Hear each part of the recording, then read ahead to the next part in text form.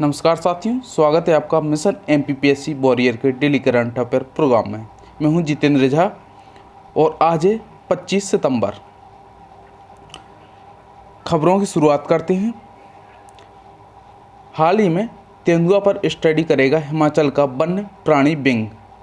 पिछले 1.5 दशक में 42 लोगों पर तेंदुए द्वारा हमला किया गया है। इसी परिप्रेक्ष्य में अध्ययन किया जाएगा तेंदुए जानवरों की बजाय इंसानों पर हमला क्यों करते हैं, हमले का पैटर्न क्या है, दिन में अधिक हमले करते हैं रात को, आदमखोर क्या, जंगल में विचरण का तरीका इनका कैसा है, इसी के आधार पर अध्ययन किया जाएगा। अब जान लेते हैं हिमाचल प्रदेश के बारे में। हिमाचल प्रदेश की राजधानी है शिमला और इसकी दूसरी राजधानी है धर्मशाला। इसको आप मैप में देख सकते हैं। यहाँ पर कुछ टूरिस्ट प्लेस भी हैं और जान लेते हैं। इसका गठन 25 जनवरी 1971 को हुआ था। इसके राज्यपाल राजेंद्र हैं और मुख्यमंत्री जयराम ठाकुर हैं। विधानसभा की सीट 68 हैं, राज्यसभा की 3 सीट हैं, जबकि लोकसभा की 4 सीटें हैं। इसका उच्च न्यायालय है जो कि शिमला में स्थित है। इसके अलावा जान लेते हैं कि इसकी राज्य भाषा है हिंदी और संस्कृत है। अगली खबर, आरोग्य मंथन 3.0 शुरू हुआ है। इसको 3 वर्ष पूरे हो गए हैं। इसी परिप्रेक्ष्य में हाल ही में केंद्रीय स्वास्थ्य एवं परिवार कल्याण मंत्री मनसुख मंडाविया द्वारा इसका उद्घाटन किया गया। ये 4 दिवसीय हाइब्रिड कार्यक्रम। इसकी थीम सर्विस एंड एक्सीलेंस है।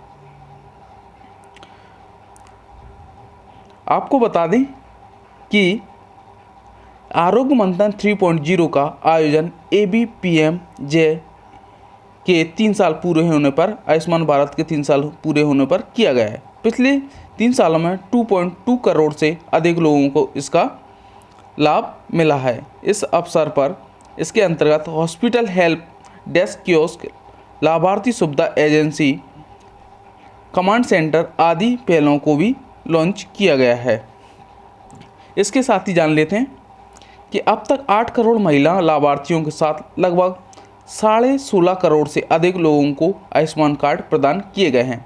वर्तमान में लगभग 24,000 सरकारी व निजी अस्पतालों में इस योजना के तहत सुविधाएं उपलब्ध कराई जा रही हैं।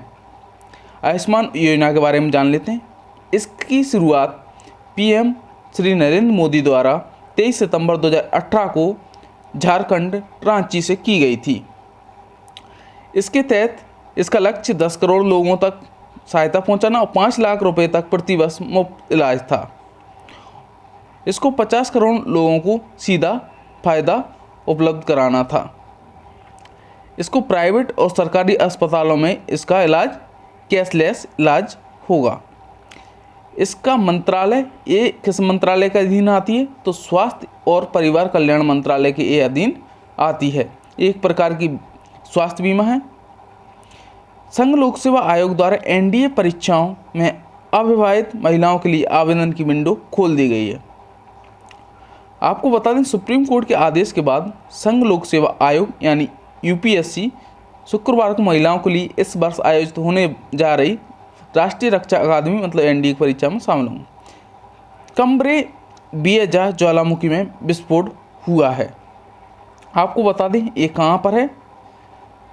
हाल ही में स्पेन के कम्ब्रे बिएजा में ज्वालामुखी में विस्फोट हुआ है, जो ज्वालामुखी केंद्रीय द्वीपीय समूह के ला पाल्मा द्वीप पर सक्रिय था। इस भयावह विस्फोट का लावा आवासीय इलाकों तक फैल चुका है, लेकिन इससे पहले ही गांव को खाली करा लिया गया था, इसलिए इतनी क्षति नहीं हुई।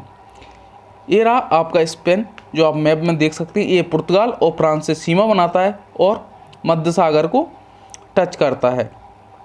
यहाँ पर जिब्राल्टर संधि स्थित है, जो कि मोरक्को और स्पेन के बीच होती है और भूमध्य सागर का प्रवेश द्वार कहलाती हैं। इसके बारे में और जान लेते हैं कि इसकी राजधानी मैड्रिड है। यहाँ के राजा हुआन कार्लोस हैं और प्रधानमंत्री मारियाना राहोई इसके प्रधानमंत्री हैं। इसकी भाषा स्पेन ही है और सबसे बड़ा शहर भी इसका मैड्रिड ही है।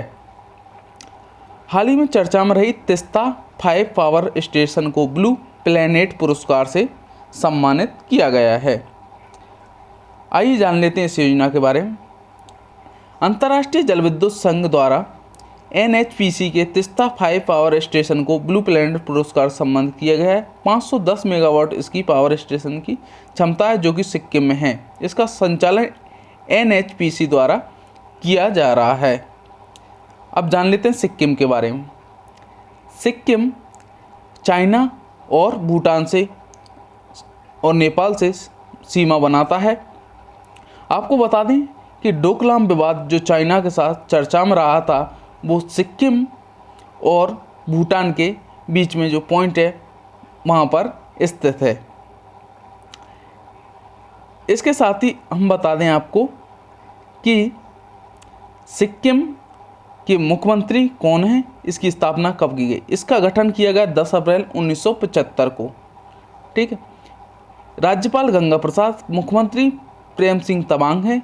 विधानसभा सीटें 32 हैं, राज्यसभा सीट 1 है, लोकसभा सीट 1 है। और इसका उच्च न्यायालय सिक्किम उच्च न्यायालय, जो कि राजधानी गंगटोक में है। राजधानी गंगटोक का सबसे बड़ा नगर भी गंगटोक है। इसका घनत्व 86 वर्ग किलोमीटर प्रति वर्ग किलोमीटर है। राजभाषा अंग्रेजी, भूटिया, गुरुड़, लेप्चा, लिम्बू, मगर, मुखिया, नेपाल भाषा रोई, शेरपा, तमांड हैं, जो कि अक्सर एग्जाम में पूछ ली जाती हैं। C-295 एयरक्राफ्ट स्पेन के साथ समझौता हुआ है, जो कि चर्चा का विषय बना हुआ है। आप इसकी झलक देख सकते हैं। रक्षा मंत्रालय ने स्पेन की एयरबेस डिफेंस एवं स्पेस के साथ 56 C-295 मेगावाट ट्रांसपोर्ट एयरक्राफ्ट खरीदने के लिए समझौता किया है। इसकी डील 20,000 करोड़ का यह सौदा भारतीय वायुसेना के पुराने एवरो 748 विमानों को रिटायर करेगा। इस समझौते पर हस्ताक्षर करने के 48 महीनों के भीतर 16 विमान भारत को सौंपे जाएंगे और इसका टाटा ग्रुप के साथ समझौता हुआ है। शेष 40 विमानों का निर्माण भारत में टाटा ग्रुप के नेतृत्व में 10 वर्षों के भीतर किया जाएगा। 5 से 10 टन क्षमता का यह उन्नत तकनीक वाला ट्रांसपोर्ट एयरक्राफ्ट है। इस विमान में एक रैंप दरवाज़ा दिया जा रहा है, जो कि सैनिकों को त्वरित प्रतिक्रिया और सैन्य दल एवं कार्गो को पैराड्रॉपिंग की सुविधा मुहैया करवाता है। इससे भारत को सेना के वाहनों को ले जाने में आसानी होगी। रतन टाटा ने इस मौके पर कहा है कि एयरबेस डिफेंस और टाटा एडवांस सिस्टम्स के बीच यह संयुक्त परियोजना भारत में विमान परियोजना की राह में एक सराहनीय कदम है। रक्षा मंत्रालय के मुताबिक यह स्वदेशी क्षमताओं को मजबूत करने की एक अनूठी पहल है। अगली खबर का रुख करते हैं।